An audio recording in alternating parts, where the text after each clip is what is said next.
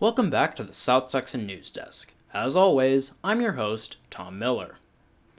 Last week we talked about the grants received by several of the colleges and research centers on campus. As of September 22nd, Student Support Services joins that list with the Student Support Services programs receiving $3 million in total grants. The grants are expected to add another 5 years to the lifetime of the support services and accordingly will be paid out over the next 5 years. From September 29th to October 29th, the College of Arts and Sciences will be hosting the Teach-In campaign, the name of which is reflective of the sit-ins of the 1960s civil rights movements.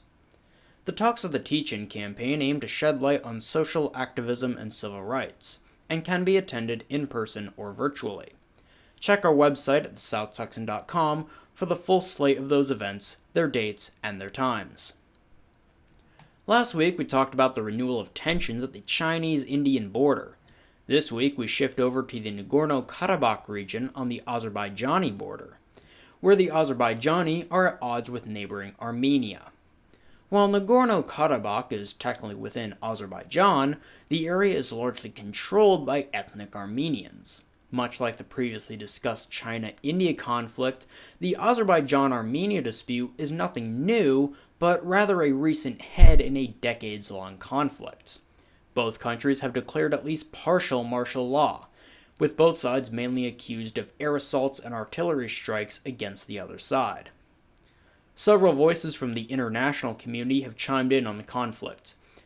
Azerbaijani President Ilham Aliyev claims to be confident that Azerbaijan will retain control of the region, and he's backed by Turkish President Recep Erdogan.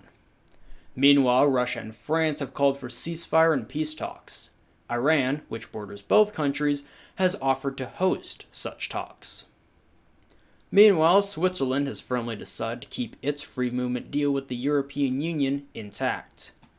Basically, the free movement deal governs many policies concerning immigration and trade between Switzerland and the EU. The deal has been pivotal in building up the Swiss economy, and given the backdrop of economic crashes due to COVID-19, it makes sense that the Swiss people would want to keep their economy stable right now. After all, with the massive amount of goods traded to the EU, the ending of the free movement deal would constrict one of, if not the biggest, of Switzerland's major income streams.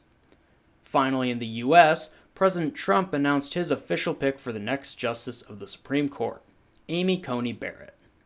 Typically conservative and leaning, Barrett would fill the seat of late Justice Ginsburg, and would cement a 6-3 conservative-leaning majority in the Supreme Court.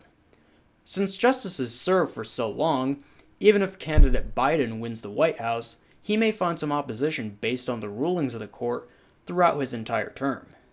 Of course, that depends on how Barrett fares in the Senate. The Senate is currently Republican-controlled, and with 33 Senate seats going up for grabs in November, Barrett backers realize that if she can't be pushed through the confirmation vote now, then Barrett will likely be replaced by one of Biden's picks for Ginsburg's replacement.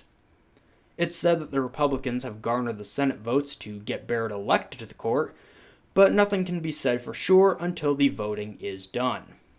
That's all we have for you this week. For more information about the goings-on here at TAMUK, check out our website at thesouhtexan.com or check us out on Instagram, Facebook, and Twitter at The South Texan.